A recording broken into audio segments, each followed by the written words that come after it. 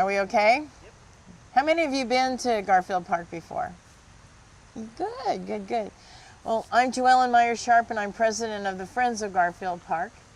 We're celebrating our 13th year here. We got started in the late 1990s after there was a big renovation of the sunken gardens and the fountains. The fountains were just actually renovated last year. The city put about 1.2 million into getting the fountains operational. They had not been operational for about 4 years.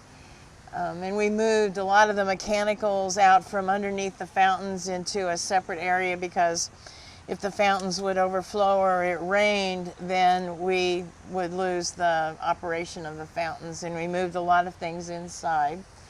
Does anyone know when these fountains in the sunken garden were originally dedicated?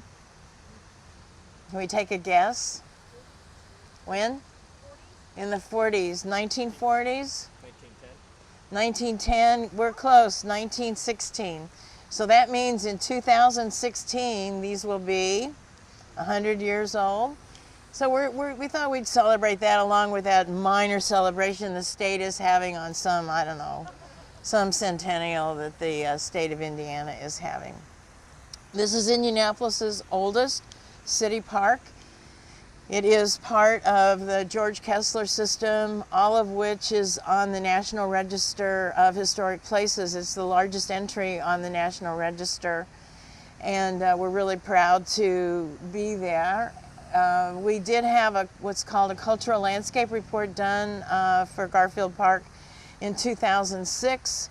We worked with the same landscape architect that the Indianapolis Museum of Art worked with when they did Oldfields, to see what was there and what's changed, and we use this as our Bible. So, you know, someone wants to erect a monument somewhere, we're saying, oh, it's not in the report, we can't do that, you know. The original greenhouse burned in the 1950s, and so this is the second conservatory that we have here. It has a very 1950s feel to it. It was the first greenhouse or conservatory constructed out of aluminum framing, so in the country. On the other side of the conservatory is the award-winning children's garden, where we have classes there all summer long. And there are chickens and bees and other things in the garden, so that we can let kids know where eggs come from and where honey comes from and why their flowers produce fruit. We are in the process of Centennial, which is we're in this fundraising campaign to develop a separate fund for the sunken gardens and the fountains. We already have about $1 million with the Central Indiana Community Foundation for the park in general, but because these are huge assets, they eat up a lot of money, and Indy Parks has charged us with the maintenance of the fountains from here on. So we're in the process of trying to raise some money for that. All of the views in the park here and on your tour and on the other parks were specifically designed by Kessler because of the views. If you'll notice, all of the parkways and boulevards have some water asset to them. So we're very pleased that we have Bean Creek and Pleasant Run Creek here in this park. Is there any questions about anything? So this park was originally not an Indy Park? It was originally in the 1860s and 1870s. It was called Southern Park, and it was home to a horse racing track.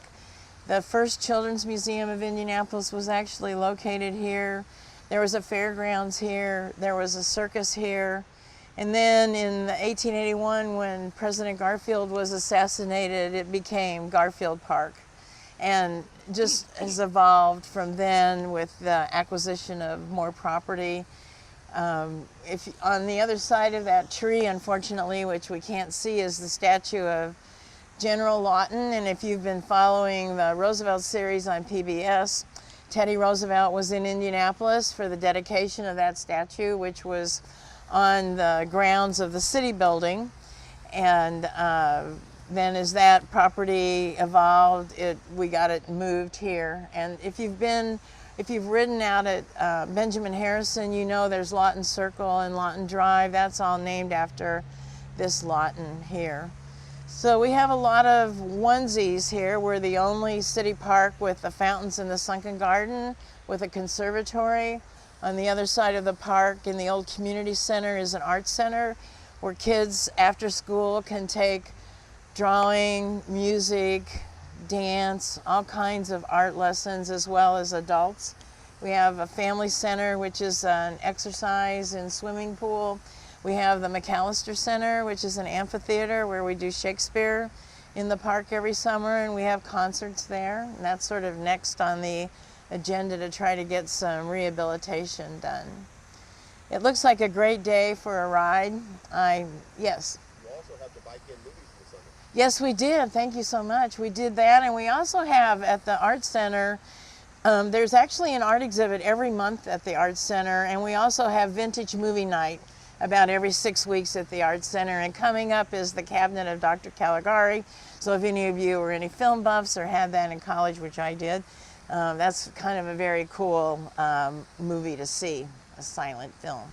So I'm really glad that you made the effort. I hope you tell your friends about Garfield Park. Have them come here for Music in the Garden. Frequently, our most popular person is Kathy Morris. She's a really good friend of the parks and performs here pretty regularly. So I hope you have a great day. You left 7 minutes, I'll use it well. Okay, thank you. You're welcome. Thank you for coming. Oh, see you.